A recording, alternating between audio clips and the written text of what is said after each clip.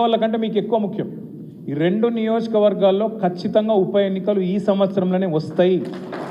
నేను చెప్పేది ఆషామాషిగా చెప్తలేను. మొన్న రేవంత్ రెడ్డి గారు అసెంబ్లీలో అన్నారు ఉప ఎన్నికలు రావు అన్నారు. ఏమన్నాడు జడ్జి గారు తెల్లారు? తాట తీస్తా ఇంకోసారి లైన్ దాటితే అన్నాడు. ఊకుంటుందా మరి సుప్రీంకోర్టు ఇష్టం వచ్చినట్టు మాట్లాడితే? నీళ్ళు కూడా అంటే మన మీద ఏదో ఉర్రొచ్చు, రోజు సబితక్క మీద ఉర్రొచ్చు, నా మీద ఉర్రొచ్చు అసెంబ్లీలో. ఇక సుప్రీంకోర్టు మీద కూడా ఉడతామంటే ఇట్లా వాళ్ళు ఊకోరు కదా.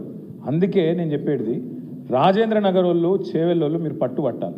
దయచేసి ఏ ఊరుకు ఆ ఊరు ప్లాన్ చేసుకోండి, మైక్రో ప్లానింగ్ చేసుకోండి, ఇన్ఛార్జీలు కరెక్ట్గా పెట్టుకోండి.